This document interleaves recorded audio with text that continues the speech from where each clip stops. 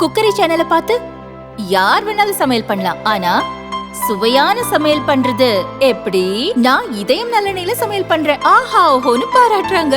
நீங்களும் இதயம் நல்லெண்ணெயில சமையல் பண்ணுங்க, பாராட்ட வாங்குங்க. தினம் தோறும் வாங்குவே இதயம் இதயம். श्रीमान निर्मल जी मिश्र, श्रीमान अजीत जी डोवल, बिहार के गवर्नर, मेरे मित्र जनाब आरिफ साहब, सबको श्रीमान मैंने कहा, लेकिन एक श्रीमंत भी बैठे हुए हैं उनके परिवार, श्रीमंत ज्योतिरादित्य सिंधिया, हमारे मित्र एम जी अकबर साहब, देवी व सज्जनों, I will deliver my speech in not only Hindi but Hindi English mixed English. जनाब एम जी अकबर साहब की नई पुस्तक के रिलीज पर आज यहाँ आप सबके बीच मौजूद होकर मुझे सचमुच प्रसन्नता हो रही है। एम जी अकबर साहब एक ऐसी शख्सियत हैं जिन्हें किसी एक प्रोफेशन या किसी एक कैटेगरी में रखना यह कोई आसान काम नहीं है। वे एक एकम्प्लिस्ड जर्नलिस्ट हैं, एक सीजन्ड ऑथर हैं और डिप्लोमेसी की गहरी समझ रखने वाले हैं। उनकी राइटिंग की रेंज बेहद वाइड है। इतिहास से लेकर समकालीन मुद्दों तक उन्होंने हर विषय में अपने लेखन से एक गहरी छाप भी छोड़ी है। मैंने भले ही एम जी अकबर साहब की कोई भी किताब पूरी नहीं पढ़ी है, मैं ईमानदारी से इसे स्वीकार करता हूं, लेकिन जितना भी पढ़ने का अवसर मिला है उनसे मैं बेहद प्रभावित हुआ। मैं एक बात जो साफ कह सकता हूं वह है कि एम जे अकबर साहब की इंटेलेक्चुअल रीगर और ऑब्जेक्टिविटी उनके लेखन में साफ तौर पर देखी जा सकती है। उनकी पहली पुस्तक India the siege within challenges to a nation's unity के प्रकाशन से लेकर आज तक एम जे अकबर जी ने बहुत डाइवर्स विषयों पर लिखा है। उनकी किताबें काफी बैलेंस्ड, नुआंस्ड होती हैं, इसे सभी मानते हैं जिन लोगों ने भी उसे पढ़ा है। और साथ ही जो उनकी स्टोरी टेलिंग है, मैं कह सकता हूं कि वह बेमिसाल है।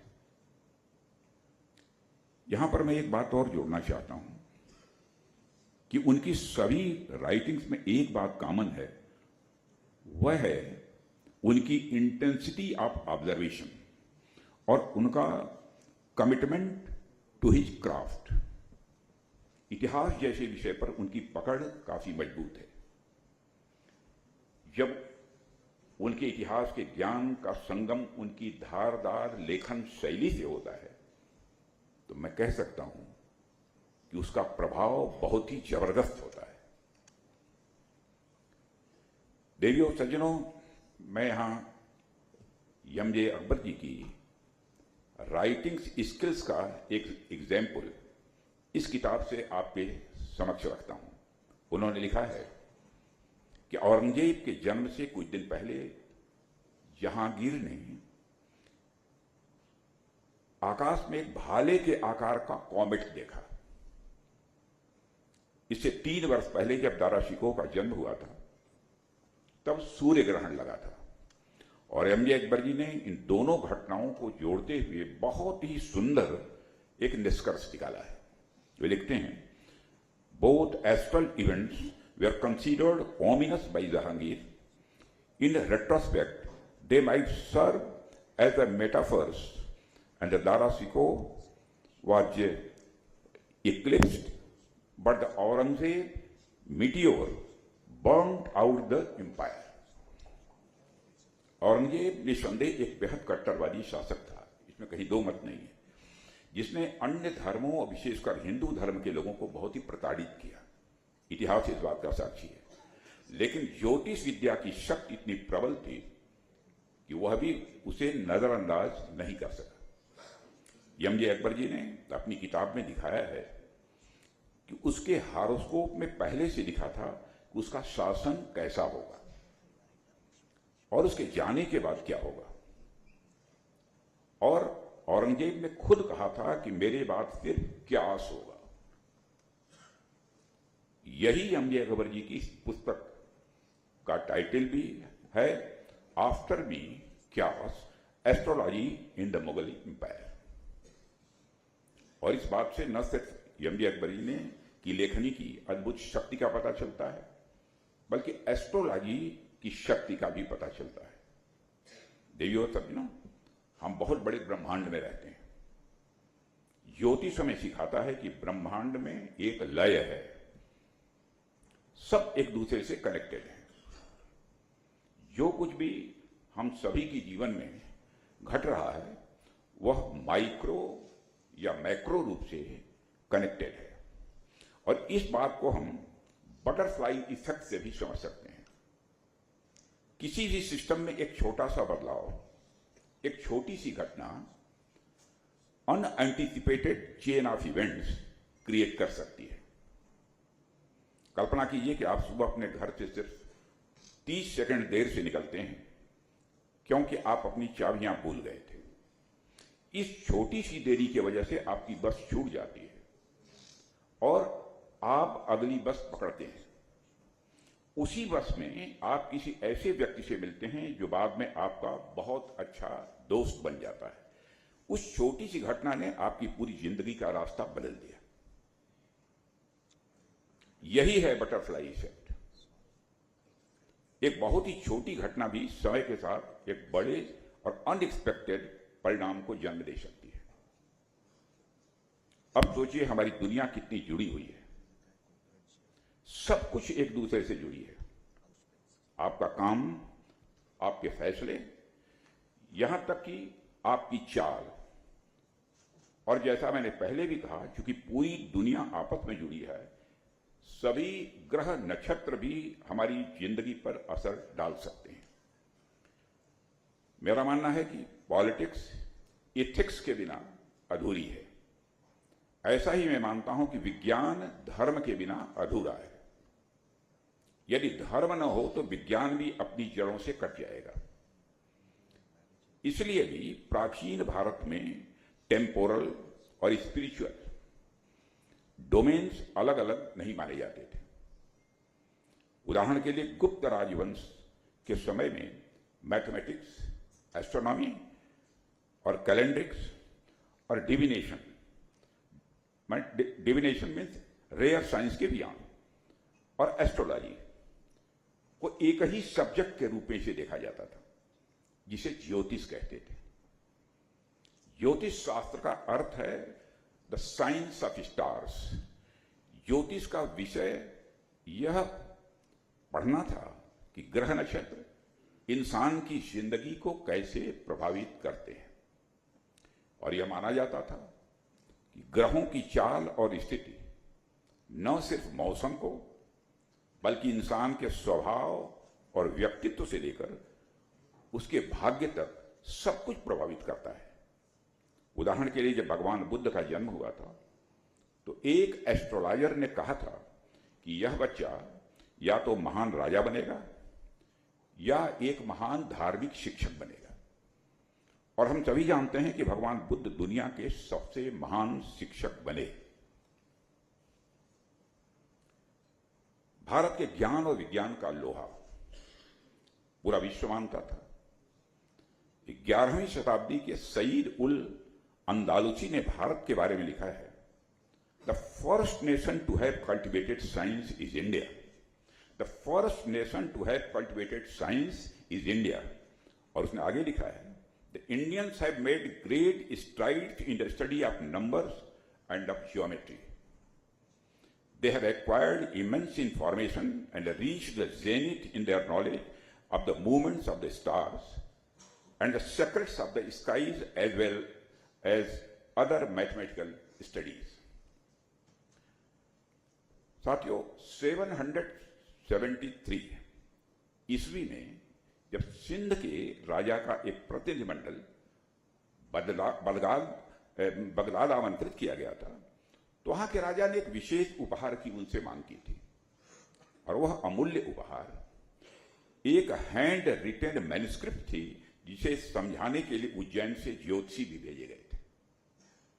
और अब वर्ल्ड में इस मैन्युस्क्रिप्ट को द ग्रेट सिंध हिंद कहा जाता है। और इसमें साइंस, एस्ट्रोनॉमी, एस्ट्रोलॉजी और इसके साथ साथ मैथमेटिक्स के बारे में विविध और नई विचारों का भी इसमें समावेश था। कहने का मतलब यह है कि ज्योतिष में एक जादुई शक्ति थी जो प्राचीन भारत से निकलकर पूरी दुनिया में फैली। आज भी जब हम ग्रह नक्षत्र देखने की बात करते हैं तो याद रखें कि हमारे पूर्वजों ने न सिर्फ ग्रहों की स्थिति के बारे में हमें बताया था, बल्कि जीवन के रहस्यों को भी उन्होंने उजागर किया।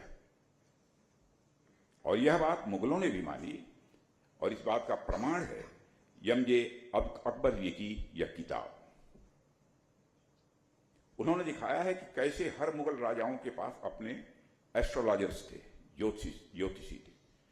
अकबर ने मुख्य ज्योतिषी के लिए एक फॉर्मल पोजीशन की स्थापना भी की थी, जिसे ज्योतिक राय या ज्योतिष राजा कहा जाता था। पत्रकारिता एक सीरियस और रिस्पॉन्सिबिलिटी वाला काम है। यमजे अकबर साहब ने अपनी पत्रकारिता के कार्य को पूरी ईमानदारी और निष्ठा के साथ निभाया है, और वे अपना काम पूरी गंभीरता से करते हैं। But he does not take himself too seriously. मैं सही कह रहा हूं गलत? और यह उनके मिलनसार स्वभाव से ही स्पष्ट होती है। यमजे अकबर साहब ने अपनी किताब है पेन विल ट्रेवल की शुरुआत में लिखा है कि जर्नलिस्ट के अंत में लिस्ट है, क्योंकि एक जर्नलिस्ट की जितनी लोग मदद करते हैं वह लिस्ट लंबी है। और यह ग्रेटिट्यूड की भावना उनको एक अच्छा इंसान बनाती है, एक अच्छा पत्रकार बनाती है और एक अच्छा लेखक बनाती है। और देवियों और सज्जनों, भारत के बारे में स्वामी विवेकानंद जी का विश्वास था कि भारत विश्व की महाशक्ति बनकर उभरेगा। लेकिन उनका यह विश्वास ग्रहों और नक्षत्रों के आधार पर नहीं था, बल्कि इस बात पर आधारित था कि भारत के लोग इस कार्य के लिए अथक परिश्रम करेंगे। क्योंकि ज्योतिष भाग्य को स्वीकार करने का नाम नहीं, बल्कि उसे आकार देने का विज्ञान है। यह हमें चेतावनी देता है कि कहां सावधानी बरतनी है और कहां हमको अपनी ऊर्जा लगानी है, ताकि हम अपने जीवन के सपनों को साकार कर सकें। बहुत से लोग ज्योतिष को भाग्यवाद से जोड़कर देखते हैं, मानते हैं कि तारे ग्रह सब कुछ तय कर देते हैं और मनुष्य का भाग्य पहले से लिखा हुआ है। लेकिन ज्योतिष को सकारात्मक दृष्टि से समझें तो यह एक मार्गदर्शक शास्त्र है जो हमें हमारी क्षमताओं और संभावनाओं का बोध कराता है। और यह हमें बताता है कि ग्रहों की स्थिति हमारे जीवन के विभिन्न चरणों में क्या चुनौतियां या अवसर ला सकती है, लेकिन अंतिम निर्णय यह हमारा ही होता है। सुधांशु त्रिवेदी बैठे हैं, यहां कुछ डिफरेंस ऑफ ओपिनियन से हो सकती है। स्वामी विवेकानंद जी ने एक बार कहा था कि अपने लक्ष्यों को अपनी क्षमताओं के स्तर पर न ले जाएं, बल्कि अपनी क्षमताओं को अपने लक्ष्यों की ऊंचाई तक उठाएं। कहने का मतलब है कि यदि आपके हॉरोस्कोप में कोई ग्रह योग चैलेंजेस को दर्शाता है, चुनौतियां दर्शाता है, तो यह हमें हतोत्साहित करने के बजाय सशक्त बनाने का माध्यम बन सकता है। ज्योतिष का ज्ञान हमें बताता है कि हमारी महत्वाकांक्षाएं ग्रहों से ऊपर है। इस प्रकार ज्योतिष भाग्यवाद प्रमोट नहीं करता है, बल्कि कर्मवाद को प्रमोट करता है। और गीता में आप जानते हैं भगवान कृष्ण ने अर्जुन को उपदेश दिया है, कर्मण्येवाधिकारस्तु मा फलेषु कदाचन, कर्म ही करना है। और यह हमें याद दिलाता है कि तारे तो चमकते रहेंगे, लेकिन हमारी मेहनत ही हमें उन तारों तक पहुंचा सकती है। तारे तो चमकते ही रहेंगे, लेकिन हमारी मेहनत ही हमें उन तारों तक पहुंचा सकती है। हम में से अधिकांश लोग किसी न किसी रूप में भविष्य जानने का प्रयास करते हैं, सभी लोग, हम भी, यहां पर बैठे हुए अधिकांश लोग, आप लोग भी, कई लोग ऐसे हैं, क्योंकि अज्ञात का भय हमें भविष्य जानने के लिए प्रेरित करता है। और हम सोचते हैं कि यदि हमें आने वाला समय पता चल जाए तो हम विपत्तियों और कठिनाइयों से बच सकेंगे और कुछ उपाय करके अपने लिए शुभ फल अर्जित कर सकेंगे। लेकिन अंततः नियति या डेस्टिनी यही सर्वोपरि है। एक प्रसिद्ध छंद है, कर्म गति टारे नाही तरी, मुनि वशिष्ठ से पंडित ज्ञानी, शोध के लगन धरी। सीता हरण मरण दशरथ को, मन में विपत्ति परी। पढ़ा होगा इनमें से कई लोगों ने। यानी महाज्ञानी मुनि वशिष्ठ ने खूब शोध कर, खूब विचार करके और सारे हॉरोस्कोप वगैरह देखने के बाद यह विवाह लगन तय की थी, परंतु उसके बाद भी राजा दशरथ की मृत्यु, राम और सीता का वनवास और सीता जी का अपहरण सब हुआ। राम सीता जी का पूरा जीवन कष्ट में बीता। इससे एक बात स्पष्ट है कि दैव गति टाले ना ही टली।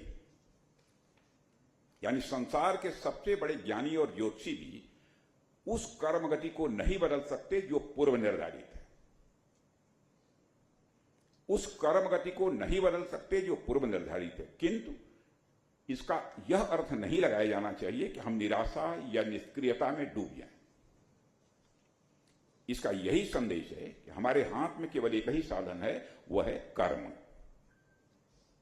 और उसी कर्म को हमारा सबसे बड़ा धर्म मानना चाहिए।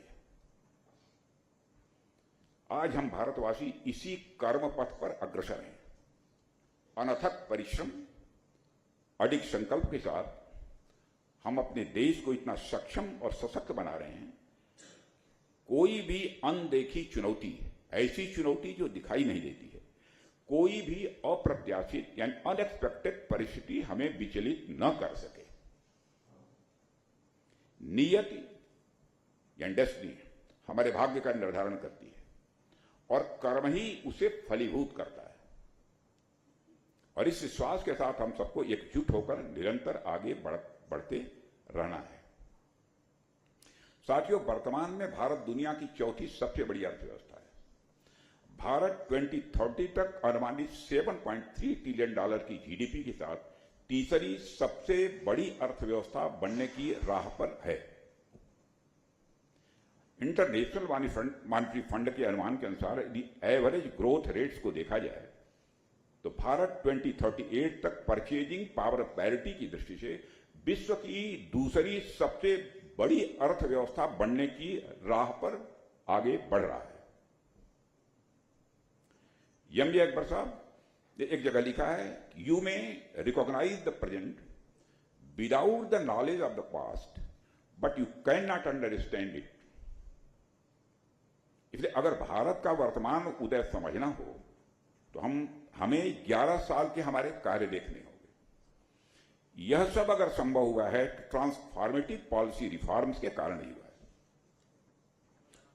वहीं अगर आप साउथ एशिया के कुछ देशों की हालत देखें तो आप समझेंगे कि भारत कितनी स्टेबिलिटी के साथ आगे बढ़ रहा है। और एमजे अकबर साहब ने पाकिस्तान के बारे में अपनी एक किताब में लिखा था, पाकिस्तान एक जेली स्टेट है और जेली स्टेट एक ऐसा देश माना जाता है जो हमेशा अस्थिर रहता है मगर बिखरता नहीं है।